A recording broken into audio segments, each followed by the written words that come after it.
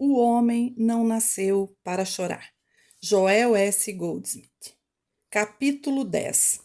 O significado da prece. Por muitos anos depois da crucificação, a maioria dos seguidores de Jesus ainda resistiram a todos os esforços feitos para trazê-los em conformidade com os ensinamentos do Mestre. Eles continuaram a viver sob as leis hebraicas e muitos deles insistiam que pagãos não deveriam ser admitidos em sua irmandade, que os homens deveriam ser circuncidados e que todos deveriam seguir as restrições alimentares. Somente anos mais tarde, com o advento de Paulo e seu ensinamento de que nem a circuncisão e nem a não circuncisão podem validar coisa alguma. Gálatas 5:6. As leis judaicas foram superadas e o ensinamento cristão foi aceito. Também não é fácil hoje em dia desistir de ensinamentos e tradições de nossa infância, a despeito de quão erradas possam ser, e nós continuamos a carregá-las a vida toda. Eu me lembro do dia em que minha mãe me disse que Papai Noel não existia e não adiantava pregar minhas meias na véspera de Natal. Não existia Papai Noel? Eu sabia sobre isso melhor do que minha mãe. Eu não acreditei nem por um minuto nela e, portanto, preguei minhas meias. Mesmo minha mãe não poderia remover a crença que me foi implantada desde o tempo em que eu vim à Terra. Eu mantinha a expectativa da chegada de Papai Noel no Natal, trazendo-me toda uma árvore cheia de presentes, e ninguém os tiraria de mim. Assim também, nós nos apegamos às nossas antigas convicções religiosas a respeito da natureza de Deus.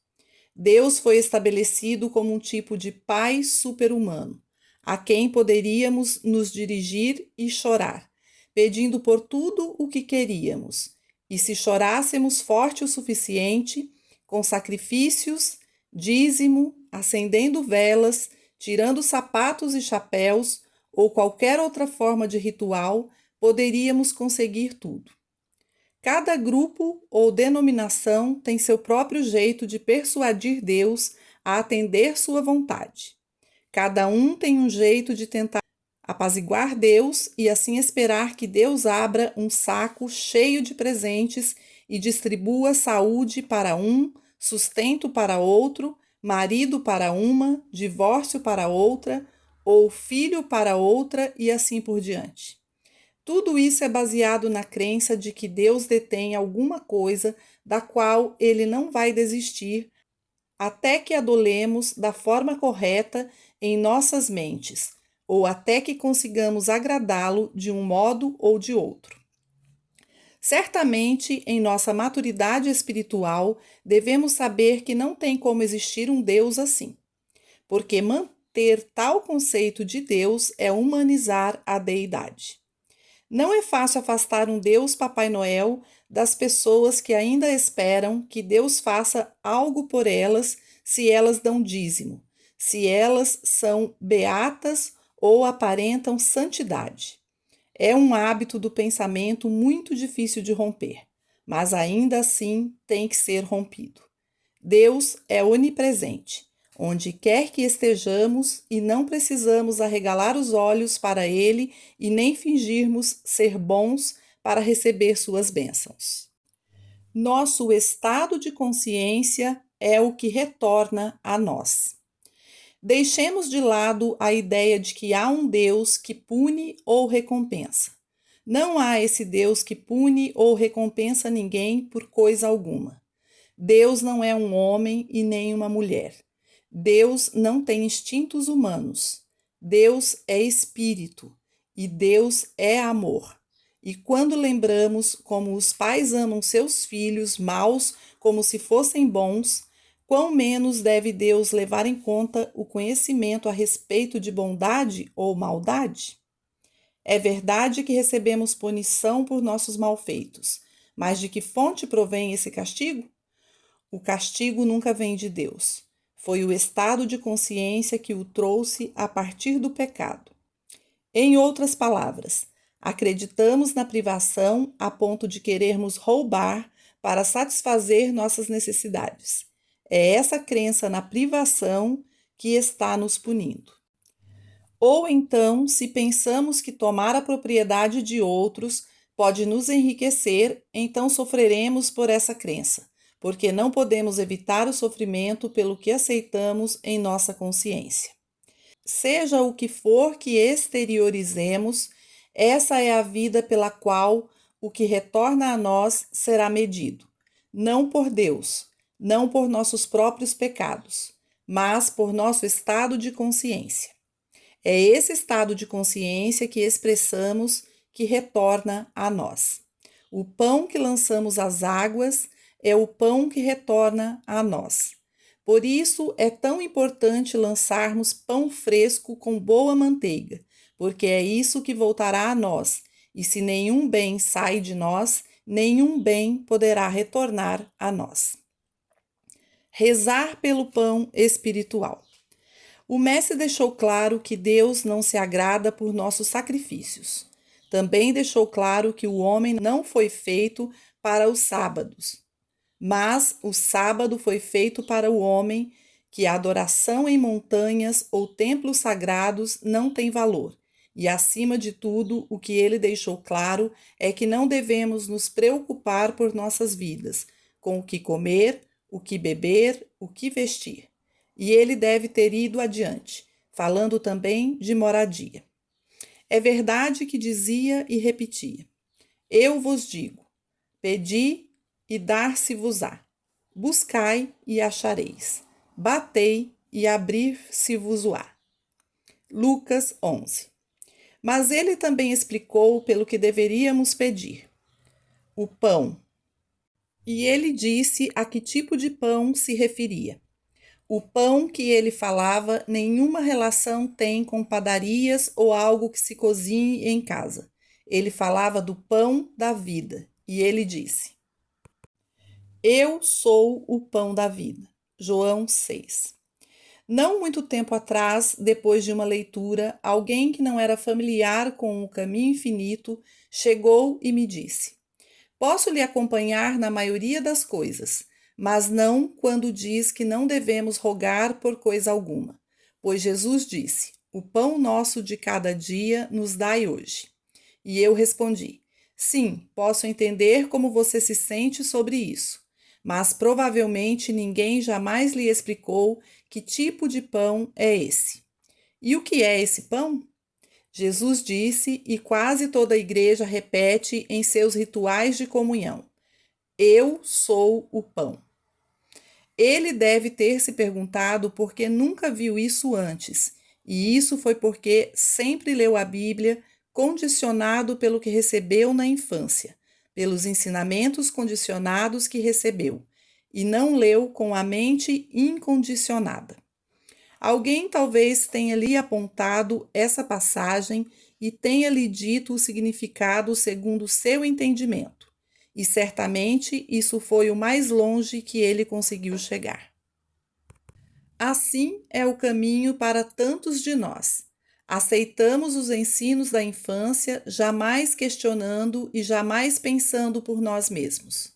Por isso, quando oramos pelo pão de cada dia, temos que nos lembrar que pão é esse, que oramos pela substância crística, que é o conhecimento, orando para percebermos que o Espírito de Deus está em nós, rezando pela luz que nos é dada, para que a graça de Deus faça-se evidente em nós, orando como se realmente entendêssemos o ensino do Mestre de 2000 anos atrás, de que o reino de Deus está em nós.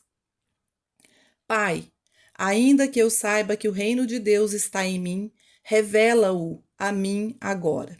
Se eu tenho me esquecido dessa grande verdade, se o mesmerismo da vida humana me separou dela, abre meus olhos para que eu possa ver, abre meus ouvidos para que eu possa ouvir. Tudo o que temos a fazer é voltarmos-nos para nosso interior e orar. mas não como se orássemos a um ser humano, a um pai ou mãe humanos, que tem um doce, um brinquedo ou uma roupa nova para nos dar. Rezar nesse sentido é humanizar Deus.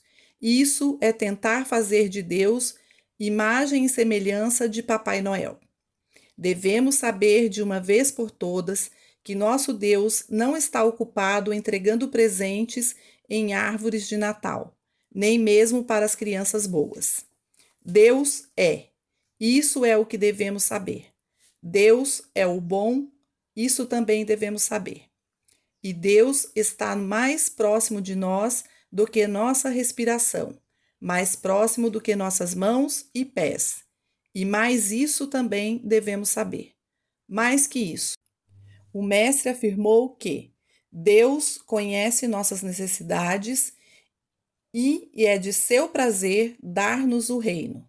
Portanto, paremos de mendigar, pedir e buscar por coisas, e busquemos antes o reino de Deus e a sua justiça. Mateus 6. O único pedido, a única busca legítima é aquela dirigida ao nosso interior, ajuntando tesouros espirituais. Toda a base da oração do caminho infinito é que não podemos orar para que nada venha a nós, porque no princípio, antes que Abraão existisse, Deus estabeleceu todo o reino dentro de nós. Nada pode ser adicionado a nós, mas podemos rogar para que o reino de Deus dentro de nós encontre expressão e se manifeste através de nós. É como sondar a memória para trazer à mente algum fato que nos escapou. E nós trazemos isso de dentro, mesmo embora tenhamos perdido temporariamente a referência do fato que já conhecíamos. Assim é com qualquer forma de bem. O bem não pode vir a nós. Isso deve fluir a partir de nós. Muitos de nós experimentamos formas temporárias do bem que nos chegam aparentemente sem razão. Às vezes, dinheiro, posição, fama são praticamente atirados a nós, mas porque não os trouxemos de dentro de nós mesmos, eles não nos pertencem realmente. E muitas vezes temos a triste e desagradável experiência de descobrir que não eram realmente nossos, porque não eram frutos de nossa consciência e, portanto, não eram permanentes. Aquilo que trazemos do interior de nossa própria consciência jamais perderemos. De fato, nós o manteremos quando sairmos de cena. Jesus não estava querendo agradar com uma bela linguagem poética quando disse: Não ajunteis tesouros na terra, onde a traça e a ferrugem tudo consomem, e onde os ladrões minam e roubam. Mas ajuntai tesouros no céu, onde nem a traça nem a ferrugem consomem, e onde os ladrões não minam nem roubam. Mateus 6. Esta é a magna sabedoria. Este é o princípio divino da vida que deveríamos guardar. Isso não significa que não devemos ter dinheiro, e até ter muito, se isso fluir para nós de nosso interior. O que isso significa é que não devemos armazenar como se estivéssemos preocupados com nosso sustento ou como se dependêssemos disso, porque depois de abarrotar celeiros e armazéns e ainda construir mais para preenchê-los, o que é que vamos realmente fazer com isso tudo? Eventualmente, tudo será deixado na porta do tribunal da passagem. Não poderemos levar conosco nossas joias ou guarda-roupas, nem armazéns ou celeiros. Não levaremos nem dinheiro e nem posses mundanas. Mas então, o que levaremos? Se não acumularmos tesouros espirituais, sairemos desse mundo de mãos vazias. E ao entrar numa nova vida, teremos que recomeçar de um nível mais baixo do que aquele com o qual entramos neste mundo. São os tesouros espirituais que guardamos em nossa consciência, que carregamos para onde formos. E esses tesouros garantem que nossa entrada na próxima experiência de vida será num nível mais elevado do que o desta vida. Deus não é responsável pelo mal. Não se deve orar a Deus no sentido de se obter que ele faça, dê, providencie algo para alguém em algum momento. Não há tal Deus. Na última guerra, centenas de milhares de pessoas oraram por proteção e a segurança de seus filhos na guerra.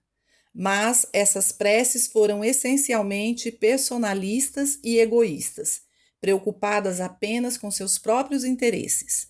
E no fim, muitos desses pais e mães perderam seus filhos na guerra.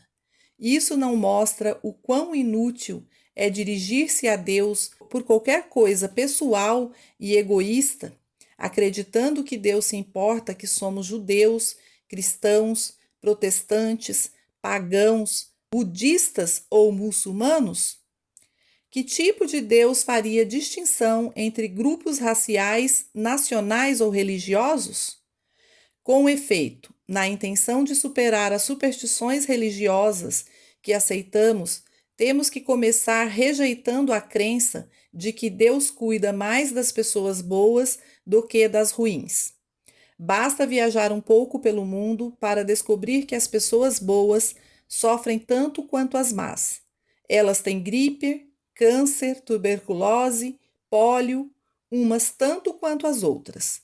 Mesmo crianças inocentes sofrem antes mesmo de saber algo sobre ser bom ou mal. Deus não mantém crianças inocentes em condenação, ou mesmo homens e mulheres, e deixa os patifes livres. Deus não tem parte nisso. Deus não é responsável pelo mal. Deus não entra na cena humana até que um indivíduo volte-se a ele. No Evangelho de João, diz o Mestre: se permanecerdes em mim e as minhas palavras permanecerem em vós, pedireis tudo o que quiserdes, e vos será feito. João 15. Mas se você não permanece nessa palavra e nem deixa a palavra permanecer em você, então você será lançado fora como um ramo e secará. João 15. Aí está. Não se diz de que lado da fronteira nós estamos. Não se diz qual uniforme usamos, em que igreja entramos ou qual a cor da nossa pele. O que foi dito é que ou habitamos na palavra e deixamos a palavra habitar em nós, ou seremos cortados fora e não há diferença se somos humanos bons ou humanos ruins, humanamente brancos ou negros. Isaías diz: tu conservarás em paz aquele cuja mente está firme em ti. Nenhuma distinção é feita. O único requisito é manter a mente em Deus e então trazê-lo para a nossa experiência. Deus preenche todos os espaços, mas Deus está acessível somente quando a mente permanece em Deus, quando a presença de Deus é mantida na consciência e quando é feito contato com Ele. A oração de reconhecimento. Quando começamos a perceber a natureza de Deus, sabemos como rezar. E quando sabemos como rezar, toda a graça de Deus manifesta-se em nossa vida, porque a prece é a conexão entre o homem e Deus. É através da oração que trazemos a graça de Deus em nossa experiência individual e somos habilitados a compartilhá-la com outros, que assim também se beneficiam até certo ponto da graça que nós recebemos. O Mestre disse: o Espírito do Senhor está sobre mim, pois que me ungiu para evangelizar os pobres. Enviou-me para curar os corações partidos, proclamar a liberdade aos cativos, restaurar a vista aos cegos, libertar os oprimidos. Lucas 4.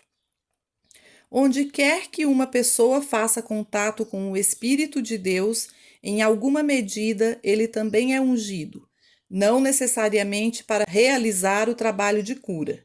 Alguns confortarão, outros darão suporte e sustento, e outros abençoarão de alguma outra forma. Mas seja de um jeito ou de outro, todo aquele que foi ungido por Deus, recebendo o Espírito de Deus nele, fica ao mesmo tempo ordenado a abençoar e distribuir bênçãos a outros. Como seres humanos, não somos imbuídos nem de vida e nem de sabedoria de Deus. Não recebemos bênçãos divinas e nem estamos sob a lei de Deus, até que em algum momento de nossa experiência, o Espírito de Deus resida em nós. E então nos transformaremos nas crianças de Deus, como crianças herdeiros, co-herdeiros com Cristo, se é que o Espírito de Deus habita em nós. E então a prece torna-se reconhecimento. O próprio lugar onde eu estou é solo sagrado. Onde eu estou, Deus está. Se eu subir aos céus, Deus está lá. Se montar minha cama no inferno, Deus está lá. Mesmo que eu ande pelo vale da sombra da morte, não temerei nenhum mal. Salmos 23. Pois Deus está lá. Onde quer que eu esteja, Deus está. Seja no alto dos céus, no profundo dos infernos, andando pela terra ou até mesmo no vale da sombra da morte. Onde Deus está, eu estou. E tudo o que o Pai tem é meu também. Deus prepara uma mesa para mim no deserto. Os céus proclamam a glória de Deus, e o firmamento anuncia as obras de suas mãos. Salmos 19. E o homem é sua maior criação, o próprio lugar onde Deus está. Eu estou, pois eu e o Pai somos um. Deus, o Pai, Deus, o Filho. Aqui onde eu estou. Abaixo de mim, os braços eternos. Não te deixarei, nem te desampararei. Hebreus 13. Em verdade vos digo que antes que Abraão existisse, eu sou. João 8. E esse eu sou está comigo, e esse eu estará comigo até o fim do mundo. Jamais me deixará e nem me abandonará. Eu não posso morrer, porque esse eu que é a minha vida é eterno. Aonde quer que tu fores, irei eu. Ruth 1. Aonde quer que eu vá, Deus vai comigo, inseparável, indivisível. 1. E quando rezamos esse tipo de prece, podemos descansar em quietude e confiança. Podemos então ouvir por um momento ou dois a resposta que vem do interior. Sempre algo excelente vem de dentro, assegurando que a palavra de Deus é verdadeira e que há realmente uma presença dentro de nós, que vai na frente e endireita os caminhos tortos e prepara mansões para nós. Esse tipo de prece nunca se rebaixa ao nível de desonrar Deus, como se Deus nos negasse algo e nós devêssemos usar algum método coercitivo para persuadi-lo a ceder. A oração revela o eterno relacionamento com a unidade. Deus é o mesmo, seja hoje, ontem ou para sempre. Tudo o que Deus faz vai da eternidade para a eternidade. Não há um início para Deus e nem há fim também. Portanto, é inútil esperar que Deus faça alguma coisa para nós hoje que ele já não tenha feito ontem. O trabalho de Deus está feito. Quando parece haver falta de saúde, harmonia, totalidade, plenitude ou perfeição, nossa atitude não deveria ser como se Deus estivesse retendo alguma dessas coisas, e então ele teria que fazer algo que já não está fazendo para trazê-la a nós. Melhor que isso, deveríamos aceitar o fato de que nosso senso de separação levantou-se entre Deus e nós. Mas agora retornaremos ao reino de Deus dentro de nós, para restabelecer nosso senso de unidade, e não restabelecer a própria unidade, que sempre permanece intacta, porque assim é, assim sempre foi e sempre será. O mesmerismo humano que surgiu por aceitarmos a crença em dois poderes criou um senso de separação de Deus, o qual às vezes é tão forte que nos faz sentir que Deus está a anos-luz de distância de nós, como se não houvesse possibilidade de vencermos esse abismo de distância. Mas, na verdade, isso não é verdade. Eu e meu Pai somos um. É um relacionamento eterno, mas se esquecemos disso, se o mesmerismo das crenças do mundo nos tirou isso, temos que nos voltar para dentro de nós mesmos, onde finalmente encontraremos o reino de Deus. E então orar, pedir e bater a porta. Pai, revela-te a mim. Rompe esse senso hipnótico para que eu possa atravessar esse véu de separação. Abre meus olhos para que eu possa ver. Abre meus ouvidos para que eu possa ouvir. Glorifica-me com a glória que eu tenho em ti desde o princípio. Dessa forma, não estamos pedindo nada a Deus. O que tentamos fazer através dessa prece é parar o senso hipnótico dentro de nós mesmos até que a glória de Deus, já estabelecida em nós, possa uma vez mais tornar-se evidente em manifestação.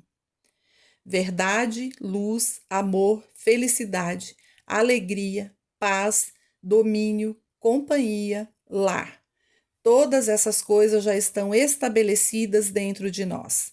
Nossa única tarefa é deixá-las fluir através de nós. O jeito de fazer isso difere para cada indivíduo. Alguns desenvolveram tal amor pelo dinheiro e tal pavor de perdê-lo que só com muita relutância conseguirão apartar-se disso. Eles podem ter que abrir um caminho para que o infinito de Deus flua como expressão, começando por doar alguns dólares sem medo, com o sentimento de que esses dólares pertencem a Deus e por isso eles vão compartilhá-los. Com outras pessoas, o impedimento de não deixarem fluir nada através delas é menos tangível. Talvez elas tenham que aprender a orar pelos inimigos, ou por aqueles que as perseguem ou as desprezam. E, acima de tudo, perdoar, até mesmo 70 vezes 7, para que possam ser as crianças do Pai que está nos céus. Ainda há outros que desenvolveram uma pseudo-lealdade para com suas nações ou igrejas, e eles terão que aprender o significado da verdadeira fraternidade ensinada por Jesus, quando disse: A ninguém na terra chamais vosso Pai, porque um só é o vosso Pai, o qual está nos céus. Mateus 23. Deus não é um Deus sectário, não é um Deus nacionalista ou racista. No seu reino não há raça e nem credo de espécie alguma. Há somente o relacionamento de Deus com seu Filho, universal e intacto. Se tivermos qualquer outra ideia de Deus, deveremos trabalhar para eliminá-la de nossa consciência, e seremos capazes de fazer isso quando aprendermos a verdadeira natureza de Deus e percebermos que Deus cuida tanto das margaridas quanto das orquídeas, das folhas de grama ou dos mais saborosos frutos. Deus é sempre o mesmo para todos aqueles que se trazem ao reino de Deus. A humildade da verdadeira prece. Não há outro modo de oração a não ser manter-se em quietude, serenidade e ouvidos de ouvir. A prece que contém palavras e pensamentos que pretendam alcançar Deus não é realmente uma prece. A verdadeira prece não tem palavras nem pensamentos, porque ela não tem desejos, a não ser um único: conhecer a vontade de Deus, conhecê-lo corretamente e tornar-se um instrumento para a sua graça. A não ser por esta única exceção, a oração é sem desejos. É um estado do ser sem desejos que abre caminho para que a vontade de Deus seja conhecida e tornada evidente. A oração é uma calma interior que aguarda pelos pensamentos de Deus, pois os meus pensamentos não são os vossos pensamentos, nem os vossos caminhos, meus caminhos, diz o Senhor. Isaías 55. Portanto, acalmemos nossos pensamentos e nossas ações, para que possamos escutar os pensamentos de Deus e, ouvindo, conheçamos os caminhos de Deus. Tu conservarás em paz aquele cuja mente está firme em ti. Isaías 26.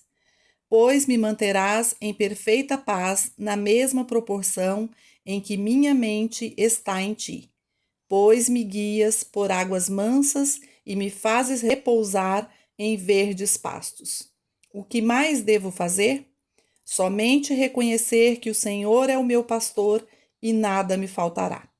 Ele me alimenta na adversidade e prepara uma mesa para mim. Minha função não é falar a esta inteligência onisciente, mas sim ficar quieto e ouvir. A prece é reconhecer Deus como onipotência, onisciência e onipresença. Todo o poder, toda a sabedoria e toda a presença. Orar é se aquietar para que a onipotência possa estabelecer-se a si mesma em nossa consciência, para que a onisciência transmita-se a si mesma em nós, e para que a onipresença revele-se como presença em nós. A oração não traz Deus a nós, nem nos traz a sua graça. A oração revela Deus e sua graça para que esteja ativo onde quer que estejamos. A mais importante parte da oração é ouvir em atitude receptiva, que é um estado de pura humildade. Fala, Senhor, teu servo escuta. Eu não me dirijo a ti para que faças a minha vontade, como se fosses meu servo e eu pudesse ordenar-te a me sustentar com alimento, saúde, lar ou companhia. Não chego a ti como se eu tivesse mais sabedoria do que tens, e portanto soubesse o que pedir. Eu chego com verdadeira humildade, pois percebo que eu por mim mesmo nada posso fazer. Eu nem sequer sei como orar, ou pelo que rezar. Portanto, Pai, que teu Espírito faça intercessão com o meu espírito. Fala, Senhor, para que tua vontade manifeste-se em minha experiência. És o meu pastor, e nada devo querer, pois tua graça é minha suficiência para todas as coisas. E então, nesse estado de receptividade, nesse estado de abrir-nos a nós mesmos em humildade para a graça de Deus, se isso acontece no primeiro dia ou no 100º1º, não é importante. Eventualmente isso acontece e somos preenchidos com o Espírito de Deus. Sentimos um calor interno, uma serenidade interior, uma paz interior. Algumas vezes há até mesmo a voz pequena e suave assegurando-nos: eu nunca te deixarei, nunca te abandonarei. Ou às vezes, eu sou teu pão, teu vinho e tua água. Não faz diferença se isso vem por palavras ou por pensamentos, ou se vem como um sentimento, uma percepção ou uma liberação, mas é uma garantia. Deus está mais próximo de mim do que minha respiração, mais próximo do que minhas mãos e meus pés. Ele sabe das minhas necessidades antes que eu o faça, e é de seu agrado dar-me o seu reino. Prece é sintonia, ser um com Deus. Através da oração, nosso relacionamento eterno com o Pai é revelado. Mas para que essa unidade torne-se consciência realizada, devemos chegar ao trono de Deus puros de coração, livres de desejos, com todas as barreiras removidas, buscando somente a união, rezando a prece do reconhecimento. Nessa pureza desapegada de si e sem desejos, Entramos no santuário interior e do ponto mais alto contemplamos o reino, assim na terra como no céu. Mensagem de gabinete. A vida real começa quando uma pessoa encara justa e diretamente estas questões: por que estou na Terra? O que vim fazer aqui? Há uma meta a ser atingida? Será que comecei a cumprir o plano de Deus para mim? Até que comecemos este autoquestionamento, nossa vida é como a de um vegetal. Cada pessoa tem um destino único na vida, mas poucas se interessam em cumprir seu destino, e menos ainda têm qualquer percepção de seu ser real. Por causa disso, os homens são como ovelhas e seguem líderes, ocasionalmente para obterem uma vida melhor, mas mais frequentemente para sua própria destruição. É verdade que sindicatos de trabalho proporcionaram aos trabalhadores melhores salários e maior segurança, e que os serviços de emprego civil provêem algum tipo de segurança econômica, mas muitas vezes tudo isso é movido por uma ambição ridícula, gerando-lhes o sacrifício de sua individualidade e perdendo o espírito de aventura, pioneirismo e conquista. Tornar-se um poder religioso, político ou econômico no mundo tende também a limitar a liberdade de escolha, decisão, movimento e crescimento de uma pessoa. Em vários países do mundo, milhões de pessoas morreram para que outras pudessem sobreviver, com o objetivo de gerar liberdade política e econômica para as próximas gerações. Mas, frequentemente, depois desses sacrifícios, os sobreviventes imediatamente se aprisionaram de novas maneiras. Os homens lutaram pelo que acreditavam resultar em liberdade religiosa, mas somente para descobrir a si mesmos em mais firmes escravidão mental.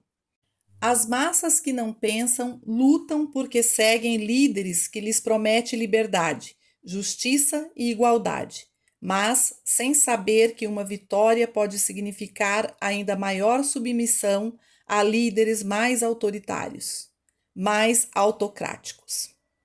Em algum momento, se não estivermos demais condicionados, atendendo ao nosso saldo de vida na Terra como vegetais, começaremos a questionar o sentido da vida e logo receberemos respostas que darão início ao processo que nos libertará. Aqueles de nós que atingem o estágio de autoquestionamento cedo aprendem que as únicas batalhas que podem ser ganhas são aquelas que ocorrem dentro de nós. Nosso primeiro despertar revela que nossa mente condicionada como ela é pela superstição e pela tradição é o presídio no qual habitamos. E então inicia-se a guerra em nosso interior, entre a verdade e o erro. A guerra que pode ter como resultado, se formos fiéis, alcançar nossa completa libertação e a habilidade de ajudar a outros. De todas as bênçãos no céu e na terra, a maior de todas é nossa liberdade. Aqueles que querem ser livres fisicamente, mental, moral, financeira, religiosa e politicamente devem encarar a verdade de que somente alcançando a iluminação espiritual terão essa liberdade. E essa iluminação deve ter parte dentro da consciência individual. Na mesma proporção em que alcançamos alguma medida de consciência transcendental e que buscamos e encontramos uma graça interior, descobrimos nossa liberdade, paz e alegria, e experimentamos uma alegria exterior. Por meios humanos, não podemos trazer paz e abundância para este nosso mundo, ou inteligência e integridade para aqueles que o governam. Meu reino não é deste mundo. Minha paz não é a paz que as condições mundanas podem dar.